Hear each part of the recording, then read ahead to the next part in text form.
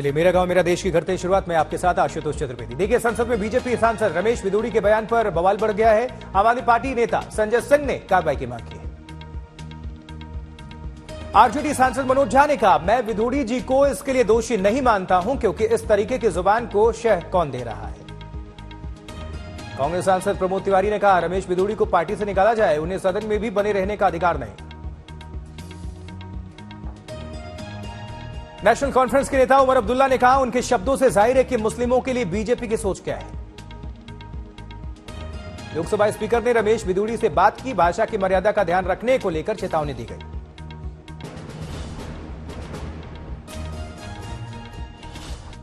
उधर असदुद्दीन ओवैसी ने ट्वीट किया है। ट्वीट करके लिखा है, बीजेपी एक अथाह खाई है, इसलिए हर दिन एक नया निचला स्तर मिल जाता है। ओवैसी ने लिखा, आगे इसे बीजेपी दिल्ली प्रदेश अध्यक्ष बनाया जाएगा। रमेश बिधूड़ी के बयान पर राजनाथ सिंह ने जताया था खेद, कार्रवाई से हटाने के लिए की थी अपील। सांसद दानिश अली के खिलाफ टिप्पणी की थी। विरोध के बाद संसद की कार्रवाई से हटाई गई टिप्पणी। विवाद को लेकर रमेश बिधूड़ी ने कहा, संसद में जो हुआ उस पर मैं कुछ नहीं बोल सकता।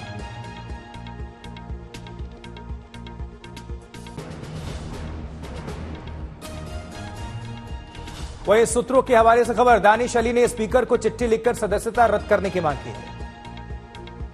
आरजेडी प्रमुख लालू यादव ने कहा, संसद के अंदर अमर्यादित, असंसदीय और तुच्छ भाषा का प्रयोग, ये इनका अमृतकाल नहीं, विषकाल।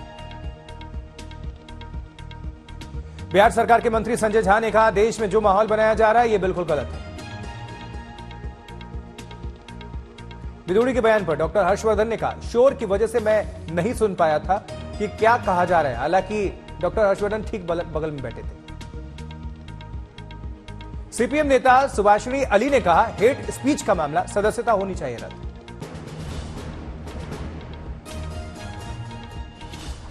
नारी शक्ति वंदन अधिनियम पास होने को लेकर बीजेपी मुख्यालय में जश्न का माहौल, प्रधानमंत्री मोदी का शानदार स्वागत।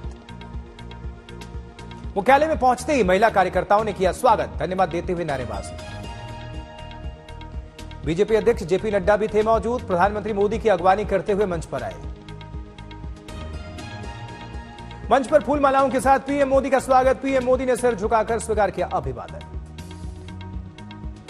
वित्त मंत्री निर्मला सीतारमण भी मंच पर मौजूद रहीं। प्रधानमंत्री मोदी पूरे देश को उन्होंने बधाई दी।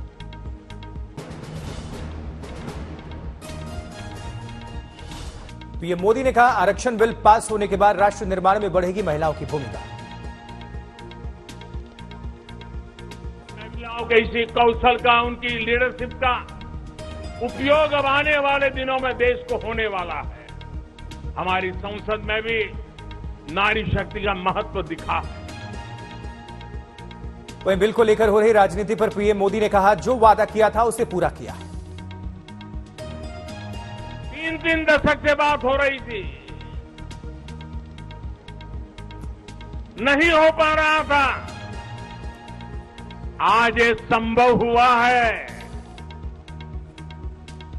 बीजेपी मुख्यालय के बाहर बड़ी संख्या में मौजूद थी महिला कार्यकर्ता। प्रधानमंत्री ने सबका शुक्रिया किया।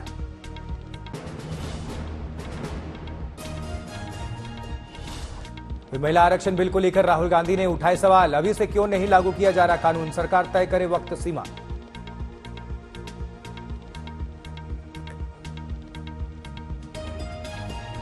सरकार ने ये देश के सामने रख दिया है, मगर रियलिटी ये है कि ये इंप्लीमेंट आज से 10 साल बाद होगा। राहुल गांधी ने कहा, कानून बनाने में किसी सांसद की भागीदारी नहीं, सब मूर्तियों की तरह। ना कांग्रेस का एमपी इस लोकसभा में, ना बीजेपी का एमपी, ना कोई और इंडिया का एमपी कोई डिसीजन लेता है। राहुल गांधी ने पूछा सवाल, बजट बनाने वालों में सिर्फ 5% ओबीसी के, जाति आधारित जनगणना का आंकड़ा सार्वजनिक करे सरकार।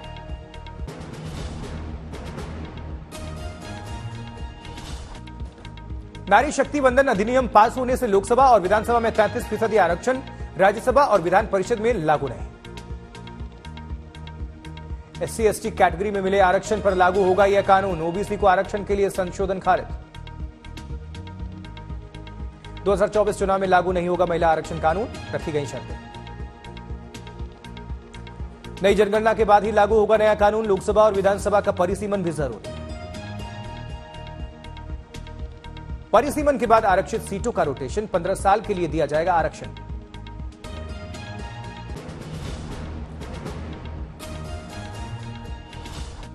जबकि राज्यसभा में महिला आरक्षण बिल पर बहस में कानून मंत्री अर्जुन मेघवाल ने कहा, महिला सशक्तिकरण की दिशा में सरकार का बड़ा कदम। महिला आरक्षण बिल पर लोकसभा की मुहर के बाद प्रधानमंत्री मोदी ने दी बधाई, कहा संसदीय यात्रा का एक स्वर्णिम दिन है, सभी सांसदों का दिल से अभिनंदन है। कांग्रेस नेता दीपेंद्र हुड्डा ने कहा, तुरंत लागू होना चाहिए कानून। एसपी नेता एसटी हसन ने कहा, अभी लागू नहीं करने के पीछे क्या है मंशा, ओबीसी और मुस्लिम महिलाओं के साथ न्याय नहीं। सर मुस्लिम महिलाओं की भी डिमांड कर रहे हैं। इस बार हिंदुस्तान में सबसे बैकवर्ड अगर कोई सोसाइटी है तो मुस्लिम्स हैं। देखिए ओबीसी ये बैकवर्ड क्लासेस है, बैकवर्ड महिलाएं इतनी G20 सम्मेलन के लिए काम करने वाले करीब 3000 लोगों से आज 6 बजे मिलेंगे प्रधानमंत्री मोदी। संबंधित मंत्री और मंत्रालय के अधिकारी भी रहेंगे मौजूद। भारत मंडपम में शाम 6 बजे के बाद पीएम मोदी का होगा संबोधन, बाद में डिनर का भी कार्यक्रम रखा गया है। आज मथुरा श्री कृष्ण जन्मभूमि मामले में सुप्रीम कोर्ट में सुनवाई, सर्वे की याचिका को खारिज किया गया। उधर चंद्रबाबू नायडू को हाईकोर्ट से झटका, याचिका खारिज, कोर्ट ने कहा सीआईडी के पास सबूत है। झारखंड के सीएम हेमंत सोरेन को ईडी का समन, 23 सितंबर को हाजिर होने का आदेश दिया गया है। इन्फोर्समेंट डायरेक्टोरेट ने चौथी बार जारी किया समन, जमीन घोटाले में मनी लॉन्ड्रिंग का यह पूरा मामला। भारत के 3 वुशु खिलाड़ियों को निमान वांगसु, अनिल टेगा और मेपुंग लांगो को चीन में प्रवेश देने से इनकार किया गया। अरुणाचल प्रदेश के तीनों खिलाड़ी हैं। और वहीं भारत की तरफ से चीन के रवैये का विरोध किया गया है। खेल मंत्री अनुराग ठाकुर ने रद्द कर दिया है चीन का दौरा।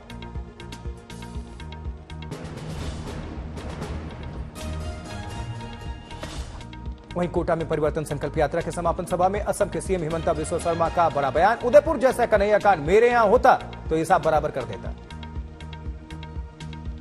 हिमंता बिस्वा शर्मा ने कहा, अगर ऐसा कांड हो जाता तो तुरंत दूसरी न्यूज भी टीवी पर आती, 10 मिनट में हिसाब चुकता कर देता।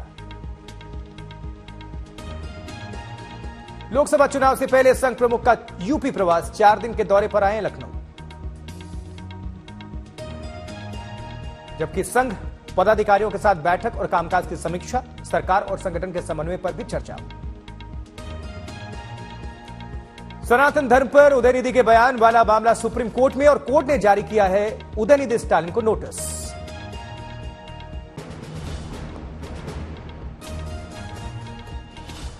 आज दिल्ली विश्वविद्यालय छात्र संघ के लिए 3 साल बाद हो रहा है चुनाव, जबरदस्त हलचल। पूरी दिल्ली में बनाए गए 52 पोलिंग बूथ्स, नॉर्थ कैंपस को 9 सेक्टर्स में बांटा गया है। दिल्ली पुलिस की 7 टुकड़ियां सुरक्षा में तैनात हैं, हर बूथ पर एसएचओ की ड्यूटी है। 173 ईवीएम के जरिए हो रही वोटिंग, एनएसयूआई और एबीवीपी के बीच है कड़ा मुकाबला। 1,17,000 छात्र डाल रहे हैं वोट, फर्स्ट टाइम वोटर में जबरदस्त उत्साह है।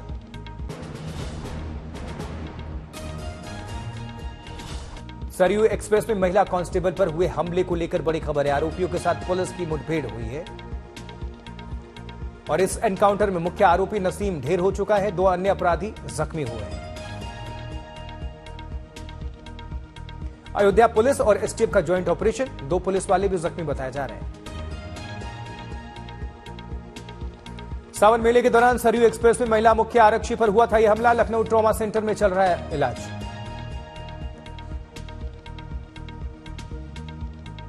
उधर झांसी में फिर से हुई बदमाशों और पुलिस के बीच मुठभेड़, गोली लगने से एक बदमाश जख्मी है, 2 फरार हो गए।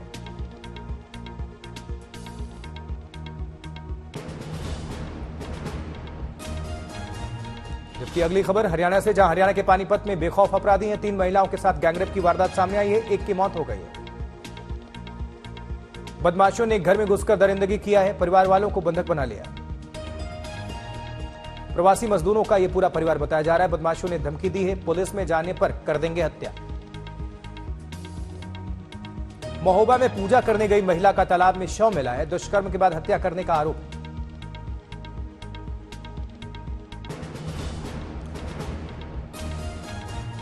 उधर वाराणसी में गंगा नदी में जलस्तर काफी बढ़ चुका है। प्रशासन ने लोगों से की सजग रहने की अपील। जबकि इटावा में मूसलाधार भारी बारिश से जनजीवन काफी अस्त व्यस्त है। अंडरपास में पानी भरने पर गाड़ियां फंस गई हैं कई जगह। गोड्डा में लगातार हो रही बारिश का कहर, उफनती नदियों में बोला धावा, कई वाहन जाम में फंस गए। मुजफ्फरनगर में बागमती नदी पार करके स्कूल जाने को मजबूर हैं बच्चे। दिखे स्कूली छात्र छात्राएं और शिक्षक काफी परेशान।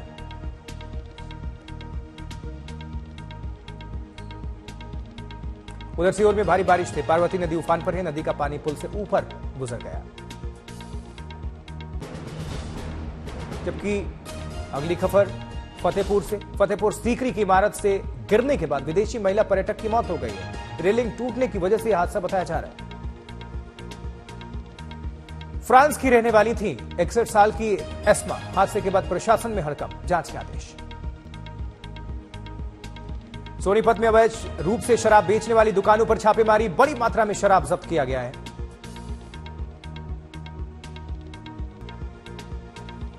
हैदराबाद में पुलिस ने अपहरण और हत्या मामले में 8 लोगों को किया गिरफ्तार। मामले में पूछताछ जारी है।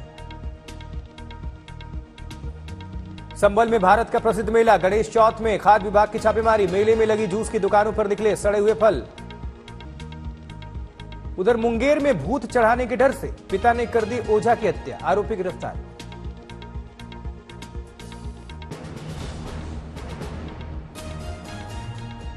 जबकि नालंदा में बकाया पैसा मांगने आए ईंट भट्टा संचालक की पीट पीटकर हत्या, जांच जारी।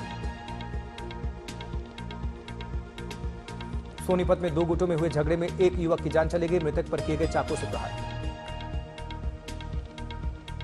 हुगली में पति पत्नी की बेरहमी से गला घोटकर हत्या, आरोपी फरार। गाजियाबाद के डीएलएफ अंकुर विहार में एक अपार्टमेंट में लग गई भीषण आग। मौके पर पहुंची दमकल की गाड़ियां। कोलकाता में अमार कोलकाता अमार रन का आयोजन टाटा स्टील की तरफ से करवाया गया 8वां संस्करण। उदयपुर पहुंचे राघव चड्ढा और परिणीति चोपड़ा। परसों हो रही है शादी, कल से रस्में शुरू।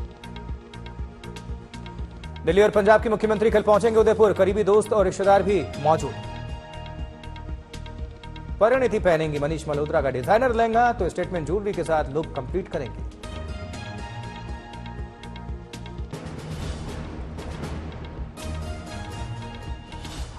वहीं जम्मू एयर शो, आसमान में भारतीय वायुसेना के विमानों ने भरी उड़ान भरी। महाराष्ट्र टूरिज्म ने फिर से लॉन्च किया ओडिसी डेक्कन ट्रेन। विधानसभा स्पीकर राहुल नार्वेकर ने दिखाई हरी झंडी। उधर एप्पल के नए आईफोन 15 सीरीज की आज से ऑफलाइन बिक्री। दुकानों में सुबह से भारी भीड़। प्रधानमंत्री मोदी के व्हाट्सएप चैनल ने पकड़ी रफ्तार। 1.4 मिलियन तक पहुंची फॉलोअर्स की संख्या।